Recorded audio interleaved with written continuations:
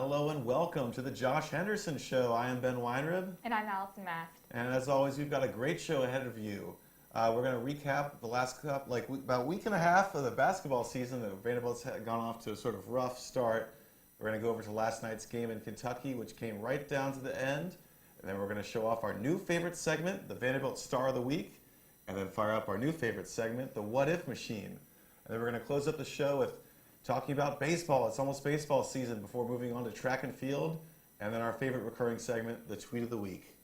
Allison, this was a rough couple games after Vanderbilt beat Auburn. They've lost now 4 straight games. It's been a rough start. First, it was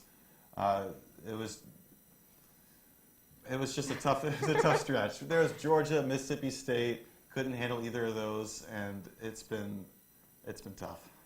Definitely, those two first, Georgia, Mississippi State, very disappointing, but in their own ways. For the Georgia game, we just kind of did not play for a long stretch and decided to turn it up at the end, especially Riley LaChance, who just started nailing threes, but we fell short at home. And we, right before, like an hour before that game, we had said how important our home games are going to be during this SEC stretch, and we just couldn't pull it together.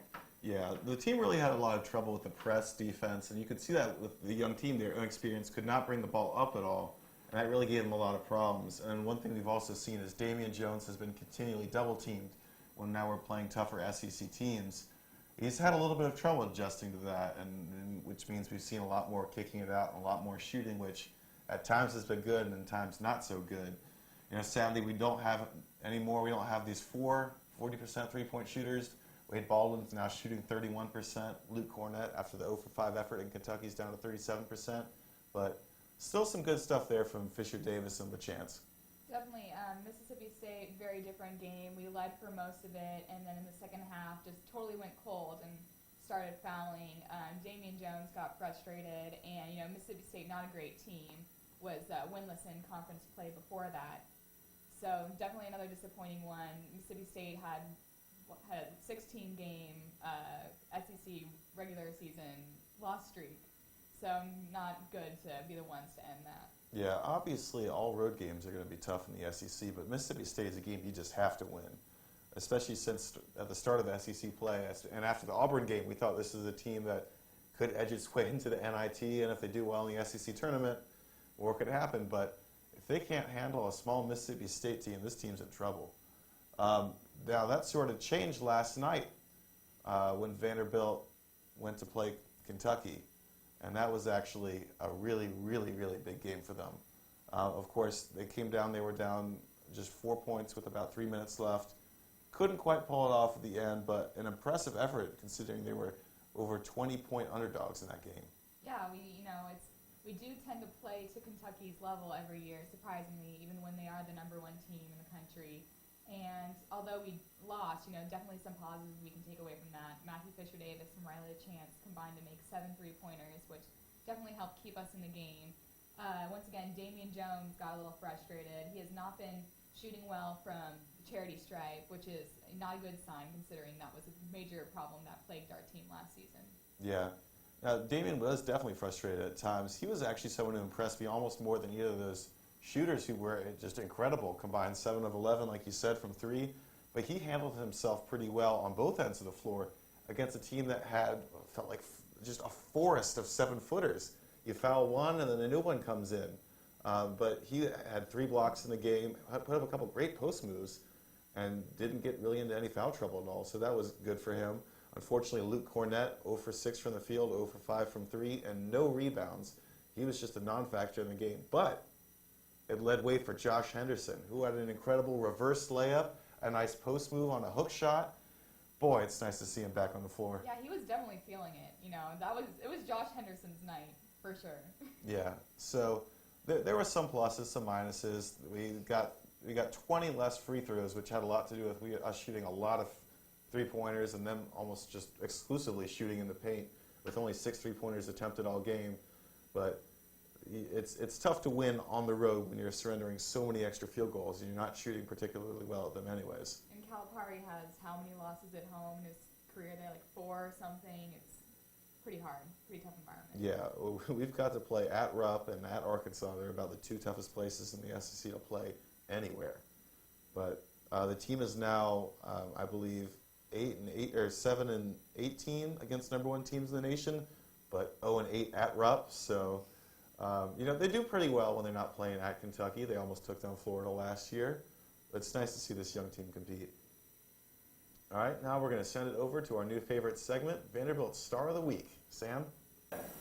What's up, guys? I'm Sam Wild. Apparently, View Sports Wired is now in the business of giving out awards. And the first ever Vanderbilt Star of the Week, the award goes to Riley LaChance for his awesome play this past week, being the Commodores' leading scorer on a per-game basis, shot the hell out of the ball, scoring over 16 points per game, more than regular Vanderbilt leading scorer Damian Jones. He's just a little white dude who shoots threes. Really, really did a great job this week, especially scoring 3 3-pointers in the last 30 seconds of the Georgia game, kind of keeping Vanderbilt in that one. It was really impressive. Riley LaChance with a hell of a week.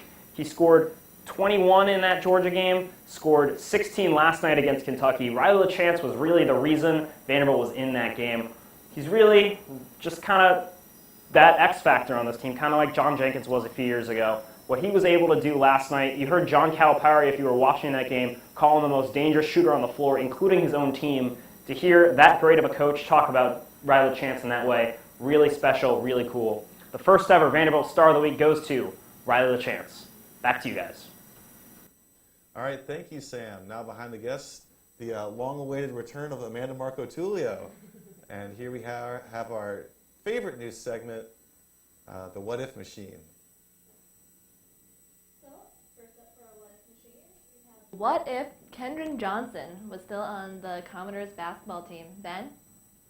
All right, so over the years, we've lost a lot of basketball players. Yeah, we have. That's sort of why last year there were only 7 scholarship players at times. So the first one we have here is Kendron Johnson, and he was our leading scorer 2 years ago with 13.5 points. He was really, really good as a sophomore, but unfortunately, there were a couple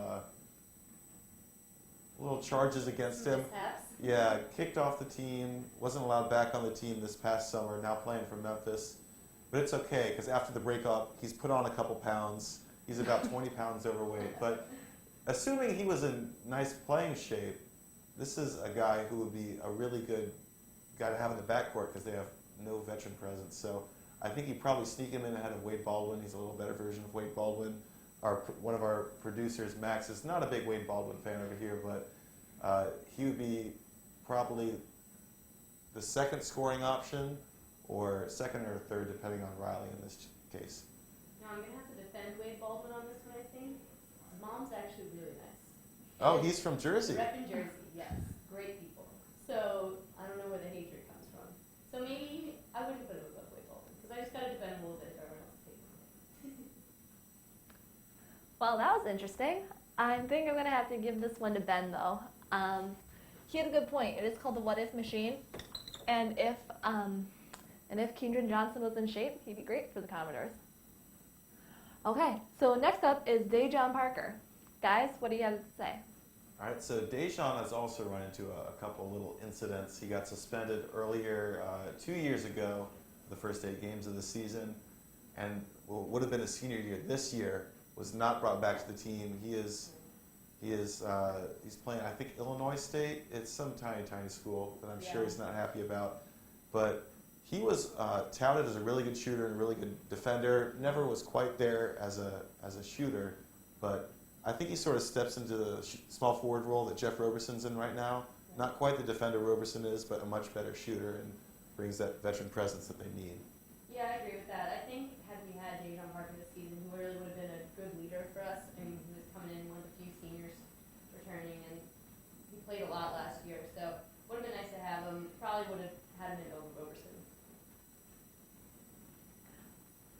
I'm going to have to go with Amanda on this one. I think she's right. Dejon Parker would have been a great addition to our team this year. Okay. So up next is Aaron McLennan. Guys? All right, so continuing the streak of Not so great behavior. not so quality people, cleaning up this program, but Eric McClellan was our leading scorer last year until he got kicked off right before Christmas for, stealing from stores, academic cheating, fun stuff. Usual. Yeah. But Eric McClellan on this team, we could use the scoring, but I don't think Kevin Stallings takes too kindly to questionable characters, so I'm throwing him on the bench behind Carter Josephs. He's not making this team. Yeah, I mean, he did have, a lot of scoring talent, and he was a big guy. Would have been helpful to have him. Stallings does usually stick to his word about things like that. He's really about character. But maybe if he actually did clean up his act, we would see him playing again. So maybe not benched. Maybe get in there. I think I'm going to have to agree with Amanda on this one. It sounds like his problems began during the Christmas season, and you're supposed to be extra generous during Christmas, so he gets a free pass here. Okay, up next, Nolan Kressler. What do you have to say, Ben? All right, so Nolan Kressler is actually, to our knowledge, not a bad guy yet. So yet. far. And so he led Cornell team that won all of 3 games last year. He led them in I scoring. think it was 2.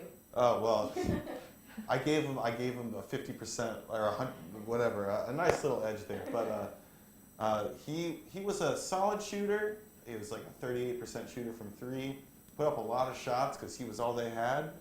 But he's another veteran guy we could have used. And what's interesting is he might have snuck into the starting lineup over Riley LaChance, which would totally throw off the season. But knowing what I know now, we're putting him in over Roberson. Yeah, that's true. It'd be interesting if LaChance wasn't playing this season, how different it could be from what we've seen from him, especially from the 3 lately.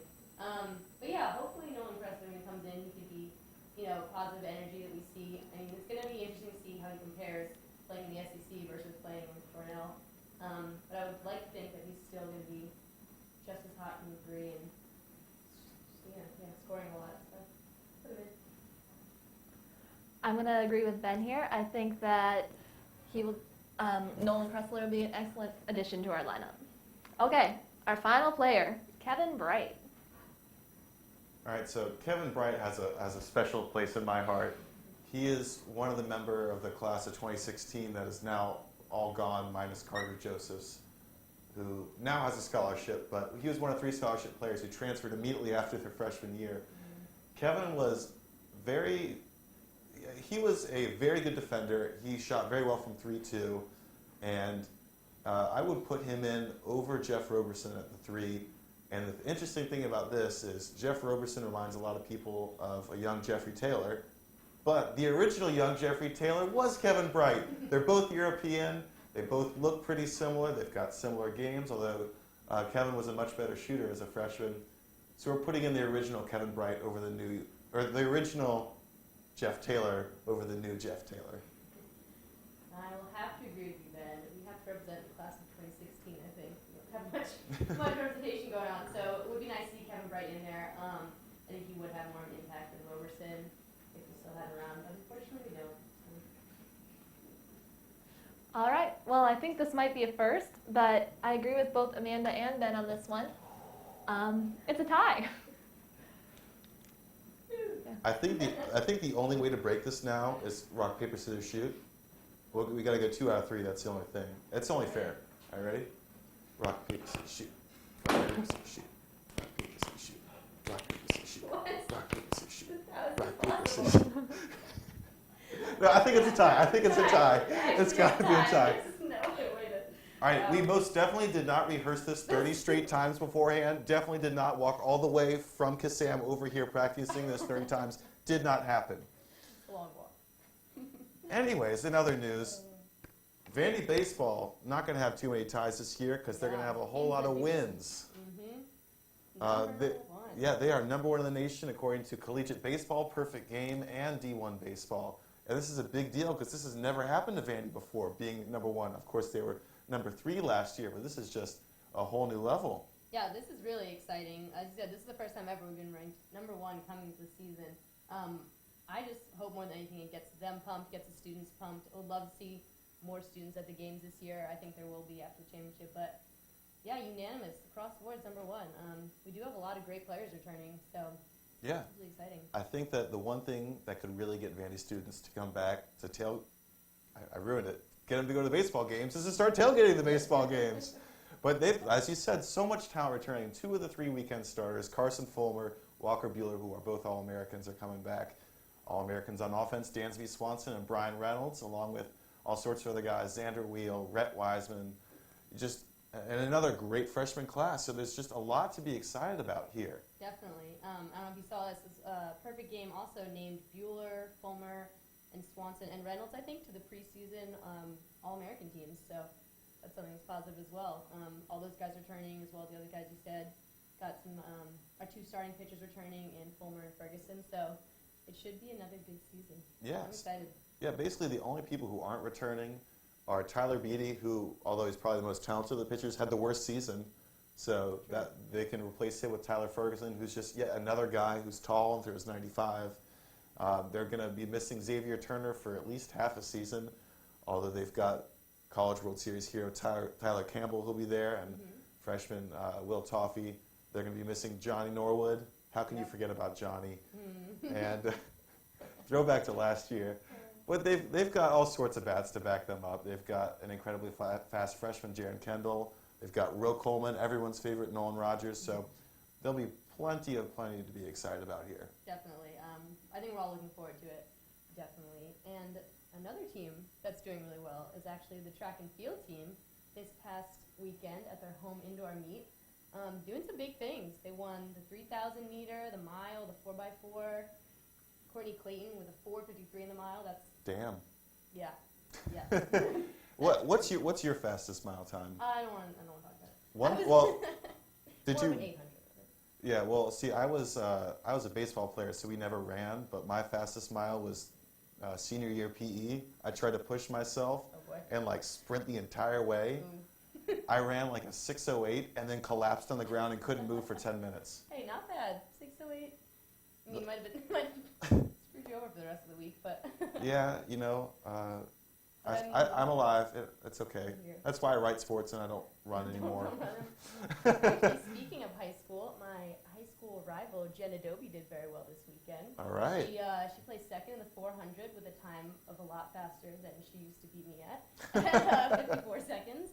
And she was on the 4x4 team that won with a 3:38, which is an awesome time of Adobe, Washington, Clayton, and Edmond. I think that's the 3rd fastest time in school history. So she really was on to better things than I was in terms of the track world. But Yeah. they did really well. Another school record in the 4x8 as well, I think. Reagan Anderson, Barron, Huebner, and Criscione with, 9:04. Very fast times. And we're excited because they'll be hosting again next week. Yeah, and you know where they'll be hosting it? At the Please Don't Leave Us James Franklin Indoor Facility. Oops, he did leave us, but we did get the funding for it, so that's nice. That was And nice. His way to parting help gift. the track team. Yeah, his parting gift, even though I don't know if it's quite enough to make up for it, but we'll see how next weekend goes, and then we'll judge from there. Yeah, so speaking of James Franklin, we have our official tweet of the week. James at Coach J Franklin, take it away. Can you do the Flavor Flav chant? I'm not sure if we want to hear that. All right, well, you missed my singing last week. That was the big thing. Well, we have Flavor Flav. He also, the caption was, yeah, boy, so. Yeah. So apparently, Flavor Flav's cousin is number 33 to point guard on their team, so that's why he's hanging out in College Station. Or not College Station, State College. Yeah, I mix them up. Texas A&M, Penn State, all the same, middle of nowhere. Not Nashville. James. Good to see Flav still repping his large clock accessory. Yeah. They didn't get taken from him, so that's good. Other news, we saw Pedro Alvarez playing basketball in a hat. So that's something. In a hat, yes. With some interesting news. Yeah. I don't know why he's wearing that hat. It seems like it would be uncomfortable. Look, he's got a couple of the baseball alumni shooting around in Memorial earlier today, having some fun. Yeah. We had, was it Taylor Hill, another one there. Of course, baseball players playing basketball, interesting. Nothing better, I think, than Yeah, what baseball is players better? playing basketball. What is better personal plug here, baseball players playing football, go check out the article on knuckleblog.com. You'll truly enjoy that. All right, well, I think that'll do it for us here at the Josh Henderson Show. For Amanda Marco Tullio and the rest of us here, we'll see you next week.